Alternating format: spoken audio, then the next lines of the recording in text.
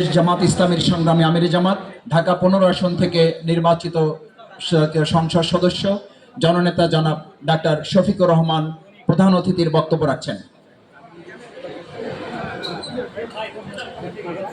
আসসালামু আলাইকুম ওয়া রাহমাতুল্লাহ।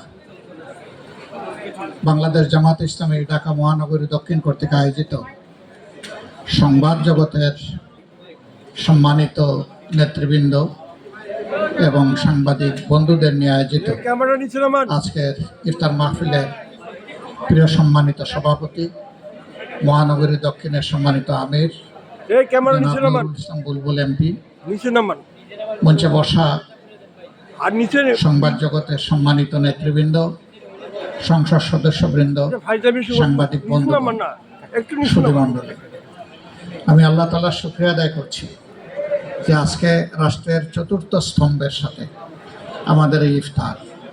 আমার কাছে এই স্তম্ভটি বাকি তিনটা স্তম্ভকে সোজা রাখার ভ্যান গাড়ি আমি মনে করি, কিন্তু দুর্ভাগ্য আমার আগে আমাদের সম্পাদক বিস্তারিত বলে গেছেন, আমরা ফেসিবাদের কবলে পড়ে আমাদের সংবাদ মাধ্যমের কাছে জাতির যে প্রত্যাশা এইটা হারিয়ে ফেলেছিলাম গত 15.5 বছর। শুধু তাই নয়, আজ আমি গভীর শ্রদ্ধার সাথে স্মরণ করছি আপনাদেরই একজন প্রিয়জন জনাব গাজী রুহুল আমিন।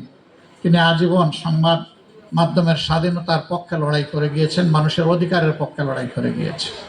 তাকেও নিবর্তিত হয়ে জেলে পুরা হয়েছিল। শেষ পর্যন্ত সেই ধাক্কা আল্লাহই ভালো জানেন, সামলাতে না পেরে তিনি দুনিয়া থেকেই বিদায় নিয়েছেন। আমি তার প্রতি শ্রদ্ধা নিবেদন করছি এবং তার মাগফিরাত কামনা করছি আল্লাহর দরবারে। শুধু তাই না, আমাদের সম্পাদকের সাথে কি আচরণ করা হয়েছে দফায় দফায় আপনারা জানেন। এমনকি তাকে হত্যার উদ্দেশ্যে প্রকাশ্য দিবালোকে কোর্ট প্রাঙ্গণেও তার উপরে আক্রমণ চালানো হয়েছিল, রক্তাক্ত করা হয়েছিল।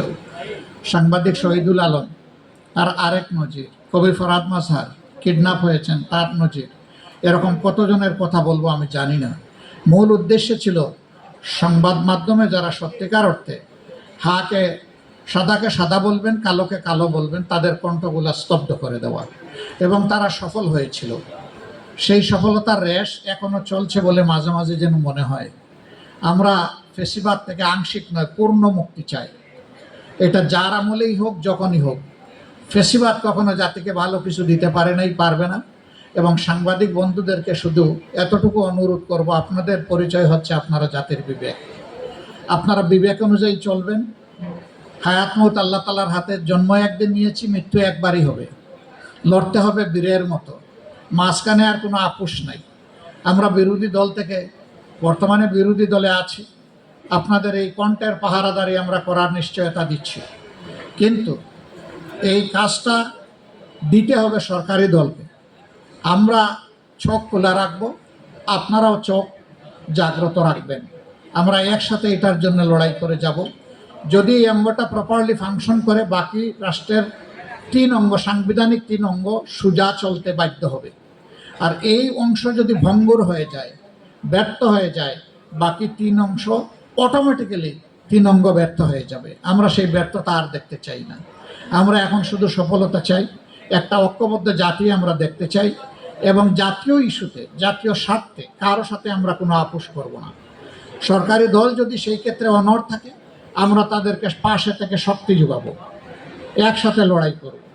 কিন্তু সরকারি দল যদি দেখে এইখান থেকে তারা বিচ্যুত হয়ে যাচ্ছেন, তাদেরকে সোজা করে রাস্তায় আনার চেষ্টা করব, না হলে প্রতিরোধ গড়ে তুলব।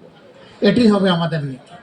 আমরা সেই বাংলাদেশটাই চাচ্ছি, যেই বাংলাদেশে আর ফেসিবাদ আসবে না ফিরে, এবং যেই বাংলাদেশ আর কোনো আধিপত্যবাদের কাছে মাথা নত করবে না।